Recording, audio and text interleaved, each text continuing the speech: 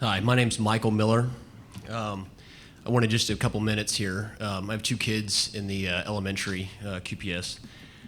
I'm very worried that our community is moving to a community that bases its decisions, its policy decisions, not on empirical data, subject matter experts, but instead on emotions, dogmas, and really whoever can have the loudest voice. I think we should strive as a school system to use data and information in real time to assess both the costs and the risks of our public policy decisions. And I think the cost of not wearing masks are relatively quantifiable just from increased cases, hospitalizations, deaths, et cetera. I'm somewhat unclear, as I think maybe others are, as to what the cost of wearing the masks are. I do think undoubtedly there are costs to wearing the masks, as the doctor just alluded to with his daughter. But outside of those anecdotes, I don't see where that's really quantified in the loss of leveling and other productivity measures. So it seems to me that we want to get rid of the masks because we're all tired of them. We don't want to be told to wear them anymore. And I echo this sentiment. I feel the same. But I don't think that's a valid reason to change public policy because we've all decided we're fatigued of this and it's been a year and we can't do it anymore.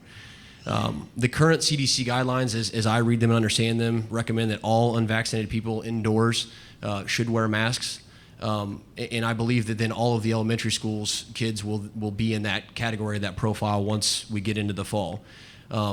So since none of us here that I believe are epidemiologists or virologists, I think we need more counter evidence that's quantified or at least larger costs that can be associated with wearing the masks if we're going to ignore the subject matter experts in the CDC.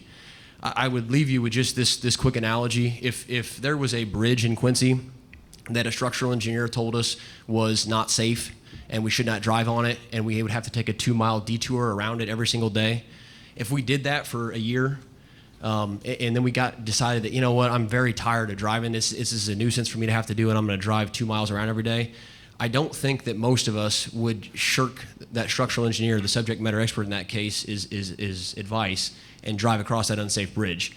So I would just ask that the school board take that same logic into consideration when they vote tonight. Thank you.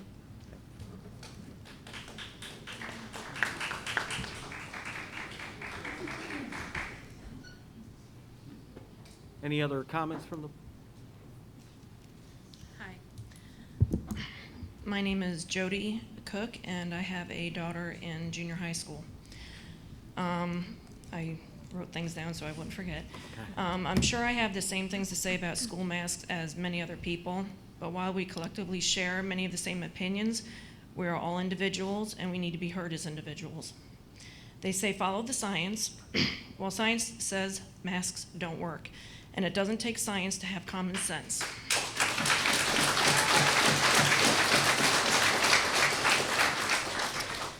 It is common sense to see masks are disgusting. I am a nurse, and seeing these kids wearing masks makes me sick. The amount of moisture and filth on them and the fact that many of kids don't wash their masks every day is completely unhealthy and will likely actually make them sicker with something else if not COVID. Masks are like a screen door. It may keep out the big things, but dust and microscopic organisms can still come in. And if it's wet, stuff will stick to it, including pathogens.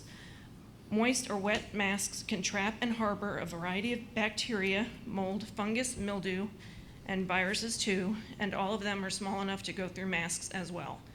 Being stuck on a moist, wet environment will only help them grow and make our kids sick, not to mention the acne they are causing. I wash my child's mask every day. She washed her face morning and night, and she still got acne from being all over her face all day.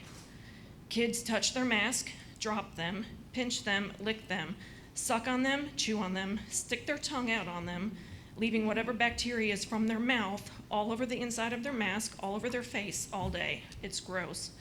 They sneeze in them, cough in them, scratch their nose and their mouth, through the masks and rubbed their runny noses in them and laid them down on unsanitary surfaces, leave them in the car, and many wear them for days on end without being washed or changed. Show me the science that says that is healthy or safe.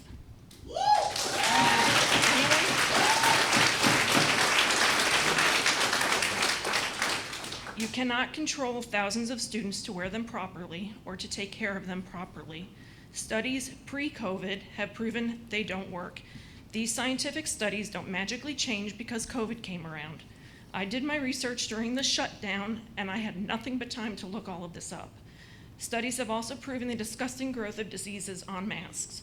Most places in this town don't require masks with the exception of some medical facilities, and kids have been all over this town to stores, gathering together, in parks, daycares, summer camps, and it seems rather ludicrous to mask them while they're in school.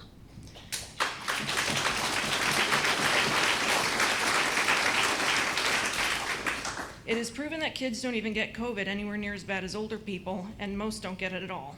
Science has proven all of this, so why aren't we listening to this science? And let's not even talk about the amount of stress caused from forcing healthy kids to quarantine and their grade paying the price for it like mine did. Masks, restrictions, distancing, not being able to see each other's faces, and teachers that were constantly drilling it into their head to pull their mask up, sanitize their hands, clean their desks, stay away from each other, and snapping at kids who weren't following the rules.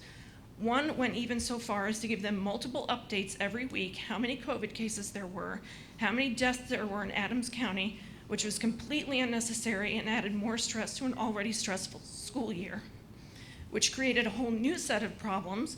Like when my concern over that was voiced, the teacher ended up being snarky with my child